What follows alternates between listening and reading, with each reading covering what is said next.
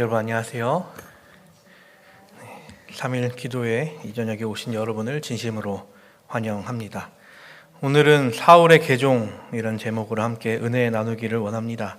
본문 말씀으로는 사도행전 9장 1절부터 9절, 우리 17절부터 22절에 있는 말씀을 함께 보시겠습니다. 사도행전 9장 1절부터 있는 말씀 제가 봉독해 올릴 때에 눈으로 함께 따라 읽어주시기 바랍니다. 사도행전 9장 1절부터 있는 말씀입니다. 사울이 주의 제자들에 대하여 여전히 위협과 살기가 등등하여 대제사장에게 가서 다메섹 여러 회당에 가져갈 공문을 청하니 이는 만일 그 도를 따르는 사람을 만나면 남녀를 막론하고 결박하여 예루살렘으로 잡아오려 함이라. 사울이 길을 가다가 다메섹에 가까이 이르더니 호련히 하늘로부터 빛이 그를 둘러 비치는지라. 땅에 엎드러져서 들음에 소리가 있어 이르시되 사울아 사울아 내가 어찌하여 나를 박해하느냐 하시거늘 대답하되 주여 누구시니까 이르시되 나는 내가 박해하는 예수라. 너는 일어나 시내로 들어가라. 내가 행할 것을 내게 이를 자가 있느니라 하시니 같이 가던 사람들은 소리만 듣고 아무것도 보지 못하여 말을 못하고 서 있더라. 사울이 땅에서 일어나 눈은 떴으나 아무것도 보지 못하고 사람의 손에 끌려 다메섹으로 들어가서 사흘 동안 보지 못하고 먹지도 마시지도 아니하니라. 17절입니다. 아나니아가 떠나 그 집에 들어가서 그에게 안수하여 이르되 형제 사울아 주 곧 내가 오는 길에서 나타나셨던 예수께서 나를 보내어 너로 다시 보게 하시고 성령으로 충만하게 하신다 하니 즉시 사울의 눈에서 비늘 같은 것이 벗어져 다시 보게 된지라. 일어나 침례를 받고 음식을 먹음에 강건하여 지니라. 사울이 다메섹에 있는 제자들과 함께 며칠 있을새 즉시로 각 회당에서 예수가 하나님의 아들이심을 전파하니 듣는 사람이 다 놀라 말하되 이 사람이 예루살렘에서 이 이름을 부르는 사람을 멸하려던 자가 아니냐. 여기 온 것도 그들을 결박하여 대제사장들에게 끌어가고자 함이 아니냐 하더라. 사울은 힘을 더 얻어 예수를 그리스도라 증언하여 다메섹에 사는 유대인들을 당혹하게 하니라. 아멘. 천장지제 괴자의혈이라는 말이 있습니다. 천장 높이의 둑도 개미구멍으로 말미암아 무너지고 백자짜리의 큰 집도 굴뚝 틈의 불똥으로 인해 타버린다는 말입니다. 형체가 있는 것 중에 큰 것은 작은 것에 의해 생기고 오래 존속하는 것 중에 많은 것은 적은 것에서 생깁니다. 이에 따라 노자는 천하의 어려운 일은 쉬운 일에서 생기고 천하의 큰 일은 사소한 일에서 생긴다라고 하기도 하였습니다. 그래서 어떤 일을 제어하려면 사소한 것부터 해야 된다라고 하는 것이죠. 그리고 작은 것에서부터 큰 것이 무너져 버리는 일이 생길 수 있으니 조심해야 한다는 것이었습니다. 중국 춘추 전국 시대에 그 치수의 명인이라고 불렸던 백규라는 사람은 제 뚝을 점검할 때 작은 구멍부터 막았다고 합니다. 또 당시에 노인들은 집안의 불을 조심하여 굴뚝의 틈을 흙으로 발랐다고 합니다. 덕분에 이 백규가 있을 때는 나라에 수재가 없었고 집안에 노인이 있을 때 화재가 없었다라고 일컬어지고 합니다. 큰 것을 막기 위해 작은 것을 조심해야 하는 것이죠. 그런데 큰 것을 무너뜨리는 데 있어서는 아주 조그만 틈으로부터 시작될 수도 있다라는 것입니다. 우리는 도미노에 대해서 잘 압니다. 이 도미노 효과라는 말이 있는데 제가 어렸을 적 TV 프로그램에서 대학생들이 몇 날 며칠을 밤을 새워가면서 도미노를 세우고 또 나중에 무너뜨리면서 한 작품을 완성하는 것을 본 기억이 있습니다. 근데 도미노가 같은 크기의 것만 넘기는 것이 아니라 처음 시작한 크기의 2배까지 넘길 수 있다라고 하죠. 그래서 처음에 아주 작은 1cm짜리 도미노로 시작해 우리나라에서 가장 큰 건물 롯데타워를 넘기는데 드는 도미노는 17개면 충분하다라고 이야기를 하기도 합니다. 롯데타워의 크기가 555m인데 그 정도 높이의 건물도 1cm의 도미노로 시작해서 넘길 수 있다라는 것이죠. 물론 그만한 도미노를 만들지는 못하겠지만 말입니다. 수학적인 계산이 있기 전 혹은 실제로 실험을 해보기 전에는 이를 믿는 사람은 별로 없었을 것입니다. 지금이야 실험도 쉽고 수학 계산도 많은 사람이 해내지만 옛날에는 이것이 쉽지 않았죠. 그래서 어떤 큰 일이 작은 일로부터 시작된다면 이는 기적이라고 표현하기도 했습니다. 사울이 개종하는 순간이 그러했습니다. 사울의 개종을 바로 옆에 있던 사람은 아마 기적이라고 표현했을 것입니다. 사울이라는 사람은 스데반을 죽인 데 있어서 어떻게 보면 가장 맨 앞에 있던 사람이었죠. 그가 원했는지 원하지 않았는지는 모르겠지만 다른 사람들이 열어준 길, 그리고 자기의 겉옷을 벗어 앞에 깔아준 그 길을 걸어간 그였습니다. 이 일에 대해서 사울은 어떻게 생각을 했을까요? 이 이야기를 사울에게 직접 들은 것도 아니고 그 옆에 있었던 것도 아니긴 하지만 사울의 상태에 대해 성경은 이렇게 이야기하고 있습니다.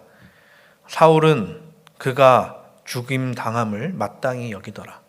스데반의 죽임을 마땅히 여겼다라고 생각했습니다. 그냥 이 글을 읽어 나간다면 사울 본인은 이 일이 당연하다라고 생각하고 있구나라고 생각할 수 있습니다. 하지만 정말로 자기 일이, 이 했던 일이 정당하다고 생각한다면 이런 생각, 이런 말조차 하지 않는 게 더 당연한 일입니다.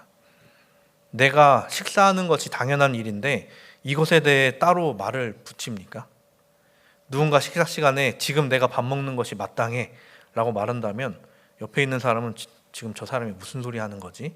라는 생각을 할 것입니다. 더 특별한 상황, 이것과 비슷한 상황으로 생각해 보겠습니다. 재판장에서 재판이 열렸습니다. 그리고 여러 공판이 지나고 판사가 판결을 내리죠. 스데반에게 사형을 선고하는 것처럼 말입니다. 당신, 누구 죄수번호 뭐뭐, 아니면 이름을 부르고 사형이라고 선고를 합니다. 이렇게 이야기해놓고 나가면서 내 판결은 틀리지 않았어, 나는 마땅한 판결을 한 거야 라고 말하거나 생각을 한다면 거기에 무언가 의심될 만한 일이 있었다라는 것이죠. 본인은 당연한 판결을 했는데 그 판결을 마음속에 두고 있는가 하는 것입니다. 그러했던 이유는 그의 마음에 무언가 걸리는 것이 있었기 때문이었습니다. 자신이 했던 판결이 찜찜했기 때문일 것입니다. 그가 정말 죽어야 할 만한 죄를 가진 죄인이었는가? 혹시 내가 내린 판결로 죽지 않아도 될 사람이 죽은 것은 아닌가와 같은 생각을 했을지도 모르겠습니다. 사울은 시간이 지나고 그때의 상황을 다시 떠올립니다. 분명 내가 그를 이겼고 내가 정의라고 생각하는 것을 구현해냈는데 왜 스데반이라는 사람의 모습은 본인이 승리한 모습이었는가? 그가 지금껏 생각해온 이교도는 분명 나쁜 사람이어야 했는데 그가 죽을 때 사람들을 향해 내뱉은 말은 절대 그렇지 않았다는 것이죠. 자기를 향해 돌을 던지는 사람들을 향하여 저주를 해도 모자랄 사람이 그들에게 했던 말은 이 죄를 그들에게 돌리지 마옵소서였습니다. 그의 말에 그렇게 거대한 반석과 같던 사울의 마음에 조그마한 금이 가기 시작했습니다. 그가 어렸을 때부터 배워온 모든 것이 어떻게 보면 흔들리는 순간이었습니다. 그런 순간에 제사장들과 서기관들의 견해와 논쟁에 따라 결과적으로 스데반이라는 자는 신성 모독자였음을 자기에게 주입합니다. 그가 전했던 그 스데반이라는 사람이 전했던 그리스도라는 사람은 사기꾼이며 사울 본인이 거룩한 직분에 종사하는 자들이 옳다는 말을 수긍했던 것이죠. 그렇게 그 사울은 내가 해야 할 일을 했다, 내가 해야 할 일을 해야겠다라고 생각했을 것입니다. 그래서 그가 하고자 했던 일은 다메섹 여러 회당에 가져갈 공문을 청합니다. 그런데 공문만 가져가는 것이 아니라 권세도 함께 가져가게 되죠. 여기서 말하는 공문이란 로마가 이제 유대인들에게 주었던, 그 제사장들에게 주었던 유대인들을 송환하는 권력을 부여했던 것을 이야기합니다. 그리고 그 대제사장에 의해서 다른 사람에게 위임되는 것을 전부 이야기를 합니다. 그러니까 우선적으로 이 공문은 도망간 유대인들을 데려오는 것이 목적이었습니다.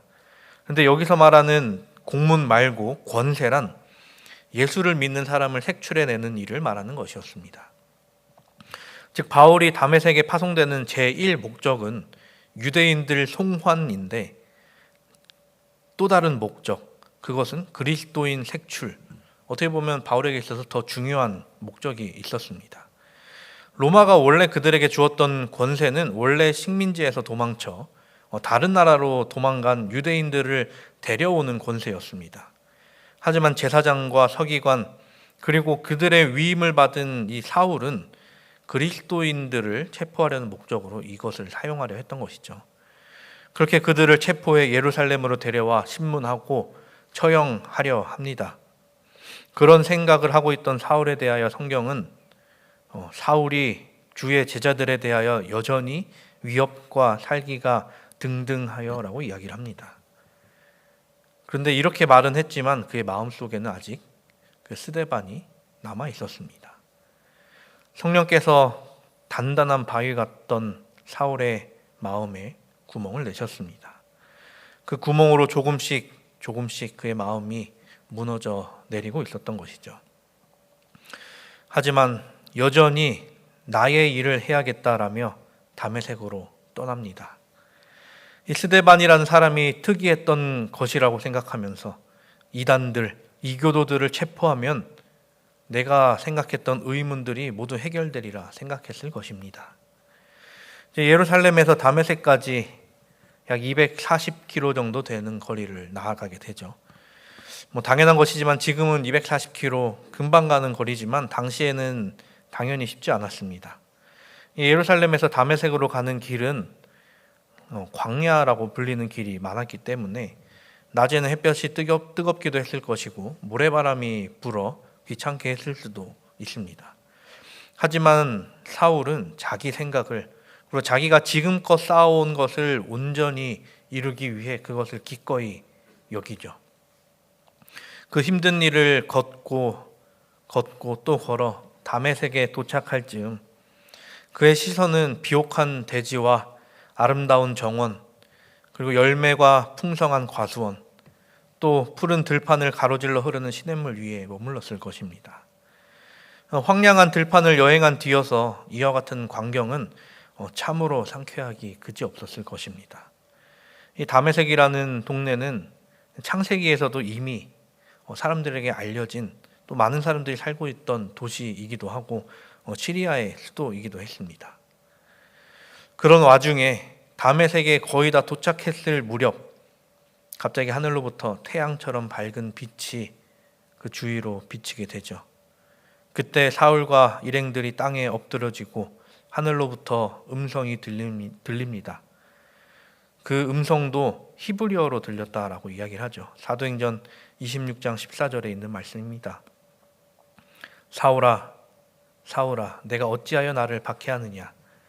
가시채를 뒷발질하기가 내게 고생이니라.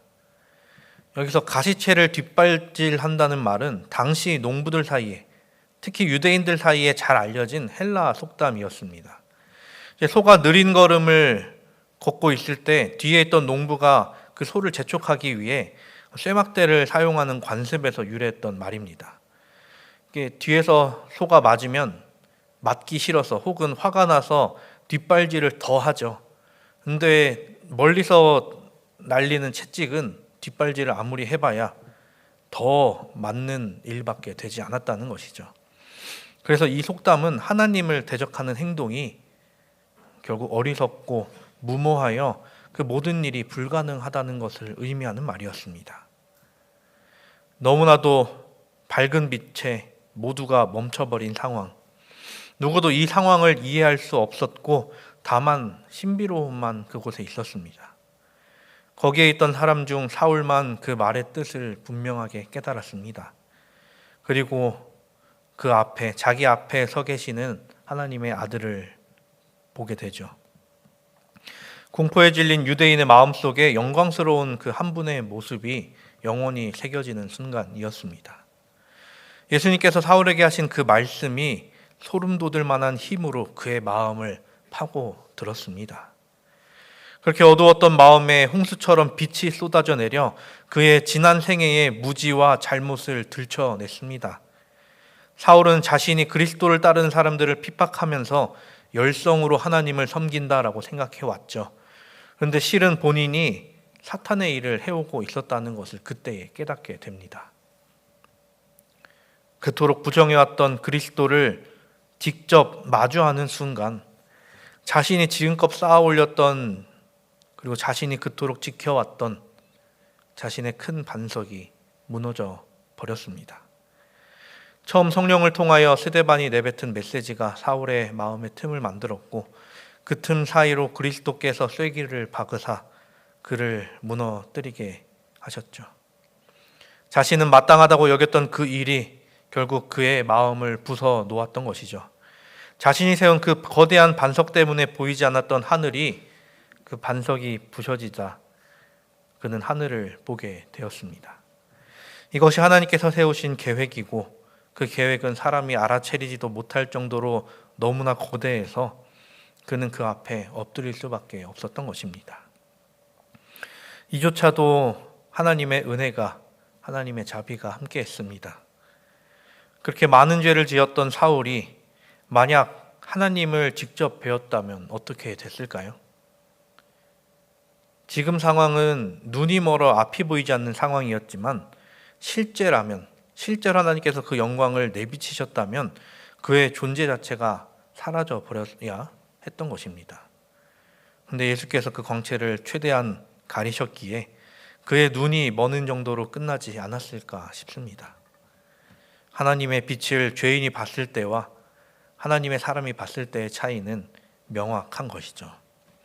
하나님의 빛을, 그 하나님의 영광의 빛을 본 한 사람이 있었습니다. 아주 옛날 모세가 하나님과의 만남 이후 그의 모습에 대해 그의 얼굴에 광채가 났다라고 표현을 합니다. 그 광채가 난 것이 너무나도 밝은 나머지 사람들이 두려워해서 그에게 가까이 하기를 꺼려했다라고 하죠. 모세 역시 죄인이긴 하지만 그가 모든 것을 내려놓고 하나님께 나아갔을 때 그는 하나님의 영광을 비추는 사람이 되었습니다. 그리고 사울 앞에서 죽어간 스데반 역시 그러했습니다. 자기를 죽이려는 사람들 앞에서 담담히 그리스도의 복음을 전한 스데반의 얼굴에서는 그리스도의 영광이 반사되어 그 주위에 있던 사람들은 마치 그의 얼굴이 천사의 얼굴과 같았다라고 이야기를 했습니다. 그가 전한 메시지를 반박할 수 없자 메신저를 공격한 유대 종교 지도자들과 사울이었습니다. 스데반을 통하여 사울의 마음에 전해진 빛, 그리고 자기가 세워놓은 것에 대해 의문을 가졌던 그가 결국 예수 그리스도를 만난 후에야 확신을 가지게 되죠. 예수님께서 사울에게 물으십니다. 사울아, 사울아, 내가 어찌하여 나를 박해하느냐? 사울은 그 예수님의 말씀에 묻습니다. 주여, 니시오니까? 이 질문에 나는 너가 핍박하는 예수라. 그리스도께서는 자기 자신을 고통받는 백성들과 동일시하셨습니다. 결국 사울은 예수를 따르는 자들을 박해하는 일로 하늘의 주인이신 예수님을 직접적으로 공격하고 있었음을 그는 알게 되었던 것이죠. 거짓으로 성도들을 고소하고 성도들에 대하여 거짓 증거한 것은 구주를 대적하여 거짓으로 비난하고 거짓으로 증거한 것과 같은 일이었습니다. 임마누엘 하나님, 그리스도께서는 성도들과 제자들과 언제나 함께 계셨습니다. 예수님께서 하늘로 올라가시면서 하셨던 말씀, 내가 세상 끝날까지 너희와 항상 함께 있으리라 하시니라. 이 말씀대로 예수님께서는 성도들 개개인 속에서 그들이 받는 핍박, 그 옆에 함께 핍박을 받으셨던 것이었습니다. 그 찬란한 빛이 서서히 사라지고 사울이 땅에서 일어났을 때 사울은 자신의 시력도 완전히 사라졌다라는 것을 깨달았습니다. 그리스도의 영광의 빛이 사람의 눈으로는 감당할 수 없을 만큼 강렬했기 때문이었습니다. 그 빛이 사라지자 그의 시야는 캄캄한 밤이 되어버렸던 것이죠.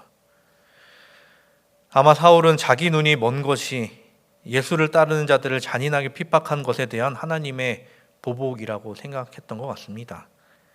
아무것도 보이지 않는 암흑 속에서 더듬거리는 그의 모습을 본 동료들은 이에 대해 두려워하기도 하고 놀라워하기도 하면서 그를 부축해 다메섹으로 들어가게 됩니다. 다메섹에 가기 전 그의 모습에 대해 성경은 주의 제자들에 대하여 여전히 위협과 살기가 등등하였다라고 이야기를 합니다. 그런데 지금 그는 더듬거리면서 남의 부축을 받으면서 다메섹 안으로 들어가고 있었습니다. 그리고 광야를 뚫고 다메섹에 와서는 아름다운 광경을 보면서 내 앞길이 이러하리라라고 생각했을지 모르겠습니다. 그런데 지금 당장 그의 눈에 보이는 것은 아무것도 없었던 것이죠. 그의 계획이라면 도착하자마자 자기에게 주어진 공문과 권세를 가지고 그리스도를 따르는 자들을 색출하려 했지만 아무것도 못하는 신세가 되어버렸습니다. 그는 자신이 죄수라고 생각하는 사람을 포박해 예루살렘으로 데려갈 작정이었습니다. 하지만 지금 그는 다른 사람에 의해 이끌려 다메섹으로 들어가는 자신, 어떻게 보면 죄수와 거의 흡사한 모습으로 다메섹에 들어가게 되었습니다. 지금은 시력을 잃었지만 혹시나 나중에 또 예수께서 내 앞에 나타나신다면 하나님을 대적한 죄로 내가 죽을지도 모른다는 생각을 하고 있을 수도 있었습니다. 기세 등등했던 그는 외롭게 고립되어 아무런 소통도 하지 못한 채 시간을 보내게 되죠. 예수님께서 그에게 흑암을 주신 이유는 그를 벌하시기 위함이 아니었습니다. 그가 다시금 하나님을 마주할 시간을 주시기 위함이었죠. 우리의 삶에서도 가끔 흑암을 마주칠 때가 있습니다. 이는 하나님께서 우리에게 벌 주시기 위함이 아니라 그때를 통하여 다시 하나님을 찾게 되는 계기가 될 수도 있기에 그 흑암을 막지 않으신 것이죠. 또 우리가 흑암을 맞게 된 것, 그리고 사울이 흑암을 맞이하게 된 이유는 자기의 죄 때문이지 예수님 때문이 아니라는 것입니다. 만약 우리가 죄인이 아니었다면 예수님을 만났을 때 그 찬란한 빛을 온전히 받는 사람이 되었겠죠. 그런데 사울의 눈이 멀어버린 것은 예수님의 영광을 도저히 감당하지 못할 죄인이었기 때문이었습니다. 그리고 우리가 죄인이기에 하나님의 영광을 온전히 바라보지 못하는 이유이기도 합니다. 하지만 하나님께서는 우리가 영원히 하나님의 영광을 바라보지 못하는 존재로 남게 하지 않으십니다. 사울 역시 그렇게 눈이 멀어버렸지만 영원히 흑암 속에 두지 않으셨죠. 사울은 앞을 못 보고 양심의 가책을 받는 유대인으로서 보낸 그 3일을 마치 3년처럼 길게 느꼈습니다. 그는 절대로 성경 초보자가 아니었죠. 그래서 사울은 그 암흑과 고립 속에서 메시아를 나타내는 구절들을 회상하고 기억해냅니다.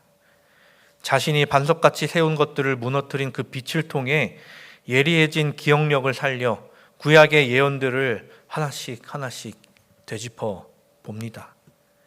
약속된 메시아이신 예수 그리스도를 거절한 지난날의 자신, 그리고 그 자신의 무지와 지금껏 봐온 유대인들의 잘못이 그의 기억에도 남아 있었죠.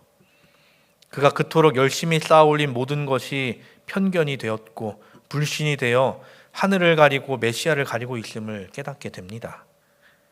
그렇게 흐려진 영적 이해력 때문에 나사렛 예수께서 예언에 나타난 메시아라는 사실을 분별하지 못한다는 것을 깨닫게 되었습니다. 그제야 다시 주님을 찾고 주님께 물었습니다. 주여, 제가 무엇하기를 원하시나이까? 그 바울의 물음에 예수님께서는 바로 대답하지 않으셨습니다. 그가 무엇을 할지를 알려주시기보다 먼저 하나님의 사람을 만나는 것을 말씀하시죠. 성으로 들어가라. 행할 것을 내게 이를 자가 있느니라. 사울이 그러고 있는 동안 예수님께서는 아나니아라는 사람에게 나타나십니다. 그리고 아나니아에게 내려진 하나님의 명령은 사울이 머물고 있는 집으로 가서 사울을 만나라는 것이었죠. 제가 만약 아나니아라면 기가 찰 만한 일이었습니다. 아나니아도 그런 반응을 예수님께 보이지만 그 말씀에 순종하여 사울을 찾아갑니다. 그리고 사울을 찾아가 그에게 안수하고 이르죠. 형제 사울아, 곧 내가 오는 길에 나타나셨던 예수께서 나를 보내어 너로 다시 보게 하시고 성령으로 충만하게 하신다. 그러자 즉시 사울의 눈에서 비늘 같은 것이 벗어져 다시 보게 되고 일어나 침례를 받게 됩니다. 그리고 아나니아를 비롯한 다른 성도들에게 그리스도에 대해 또 배우게 되면서 그도 그리스도의 제자가 되게 되죠. 그토록 열심히 준수했던 도덕적 율법의 빛에서 볼 때 자신은 죄인으로 보였을 것입니다. 그가 회개했을 때 그는 죄에 대하여 죽고 하나님의 율법에 순종하게 되면서 예수 그리스도를 구세주로 믿는 믿음의 실천으로 침례를 받게 되었습니다. 그가 한때 핍박했던 예수를 진지하고도 열성적으로 전하는 사람으로 뒤바뀌게 되었습니다. 이 사울이라는 한 사람이 개종하는 과정은 우리가 볼 때 정말 복잡하기도 하고 특별해 보이기도 합니다. 그런데 사울뿐 아니라 이 세상에 있는 모든 사람이, 그 한 사람 한 사람이 회개하고 그리스도께 나오는 모든 과정이 특별한 일입니다. 사울을 그리스도께 나오게 한 사람은 결국 그리스도로 부름받은 또 다른 사람들이었습니다. 스데반과 아나니아, 그리고 또 다른 제자들 말입니다. 그리스도께서 빛으로 그에게 나타내 보이시긴 하셨지만 결국 예수께서는 사람을 사용하셔서 그를 이끌도록 하셨죠. 이러한 일을 사울뿐 아니라 우리도 해야 한다는 것입니다. 사랑하는 우리 성도 여러분, 사울에게 처음 전해진 아주 작은 빛이 그의 마음을 뚫어냈습니다. 사울의 입장에서는 아주 작은 충격이었지만 그것이 그의 단단했던 마음을 무너뜨리는 데 충분했죠. 우리가 세상에 전하고 또 다른 사람들에게 전해야 하는 메시지도 아주 작을지 모르겠습니다. 우리의 목소리가 다른 이들에게 전해지지 않는 듯해도 그 메시지는 분명 살아있기에 그 메시지를 성령께서 작용하셨을 때 그 메시지를 통하여 기적이 일어날 것입니다. 그렇기에 이를 믿고 온전히 나아가게 되기를 간절히 바랍니다. 아무것도 하지 않으면 아무 일도 일어나지 않음을 우리는 잘 압니다. 모세가 광야에서 바위를 그의 지팡이로 내리쳐 그 바위에 작은 흠집이나 났을지 모르겠습니다. 하지만 하나님의 말씀대로 행한 그의 행동으로 그 바위가 쪼개지고 거기서 물이 흘러나오게 된 것을 우리는 잘 알고 있죠. 하나님의 사람이라면 하나님의 말씀을 순종하고 다른 이들을 하나님께로 인도하는 사람이 되어야 합니다. 그 사람이 우리가 되기를 간절히 바랍니다. 엘렌 G 화이트에 저서 바울의 생애에는 이렇게 이야기합니다. 그리스도는 죄인의 친구이시다. 그분의 마음은 그들의 슬픔을 동정하신다. 그분에게는 하늘 위나 땅 위 어느 곳에서나 모든 것을 할 수 있는 능력이 있으시다. 그러나 사람을 깨우치고 구원하는 일을 위해서 임명하신 수단을 존중하신다. 그는 세상의 빛을 전하기 위해서 택하신 통로인 교회로 죄인을 인도하신다. 우리 마석교회 그리고 여기 계신 성도 한 분 한 분이 예수께서 세우신 교회입니다. 그렇기에 교회로서 이 땅에 하나님의 나라를 확장하고 하나님의 나라를 세우는 우리 모두가 되기를 간절히 바랍니다. 하나님께서 우리를 세우신 목적이 분명히 있음을 알고 우리가 전하는 메시지에 성령께서 함께 하신다는 것을 분명히 믿음으로 그 모든 일을 해나가는 우리 모두가 되기를 바라며 말씀을 줄이겠습니다.